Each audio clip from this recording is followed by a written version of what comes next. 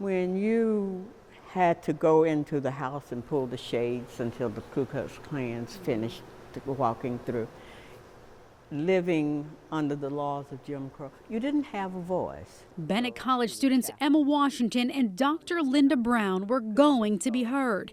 They, along with other Bennett Bells and North Carolina A&T students, collaborated to put a stop to segregation. People were very much socially aware that things were moving in the country. Students from A&T, including the Greensboro Four, attended NAACP student chapter meetings at Bennett.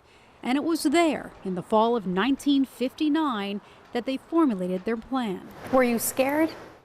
Yes. We were not stupid about what we were doing. Young, yes, and probably not as scared as we should have been. But they knew this had to be done. I'd ridden the back of the bus. I had gone downtown for the white and colored fountains. Talk of their planned sit-ins spread throughout the campuses. And on February 1st, 1960, 4 African-American students from A&T sat down at the whites-only lunch counter. Bennett Bells were spotters watching from the store. The next day, Bennett students also sat in. Dr. Brown went the 3rd day.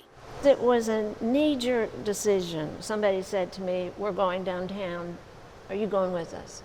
And I didn't think about it. I didn't hesitate. I just said, "Oh yeah." When you sat down, you asked to get served. What happened?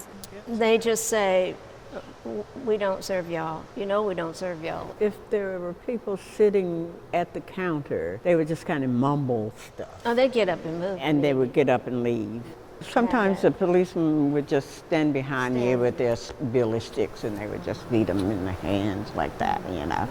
And one time I thought, what am I going to do if he hits me with that thing? I mean, we were supposed to be reading.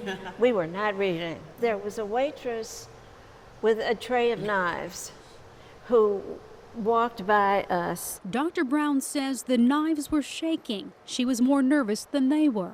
They were scared of us, and we were nervous about them. The Bells in groups of 5 went in shifts, never missing class. When their shift was over, And there were 5 people behind us waiting to sit down and take our place. Bennett College's president, Dr. Willa Beatrice Player, known for her activism in the civil rights movement, encouraged and supported her students, resisting pressure from other local leaders to stop the demonstrations.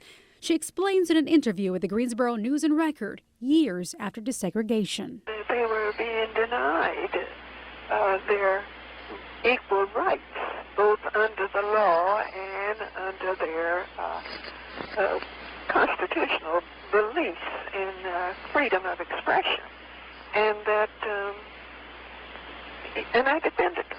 And I said what they were doing was not inconsistent with this, and that I supported. Dr. Player made sure the sit-ins were structured and there were rules. One was they had to buy something at the store prior to sitting at the counter.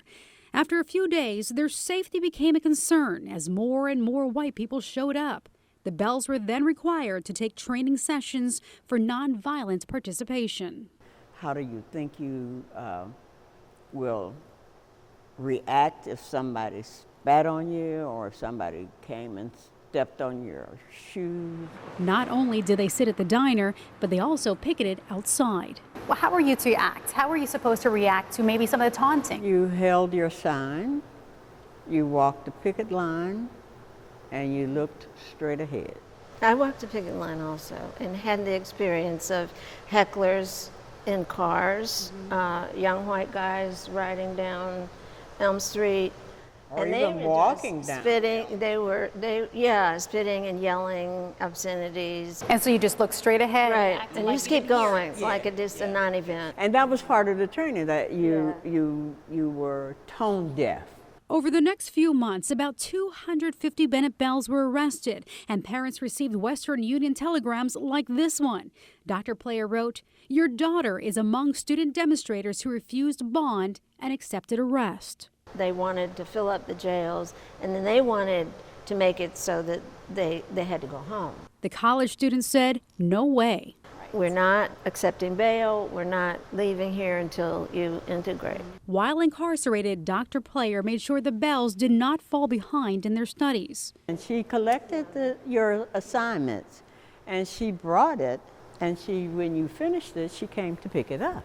My parents were afraid. What my mother said to me was, if you're going to do this, then be sure you say your prayers before you go, because we will be praying for you. These trailblazers, Bennett Bells and other students, were heard. Woolworths integrated on July 25th, 1960. It was like, my living has not been in vain. It was all worth it.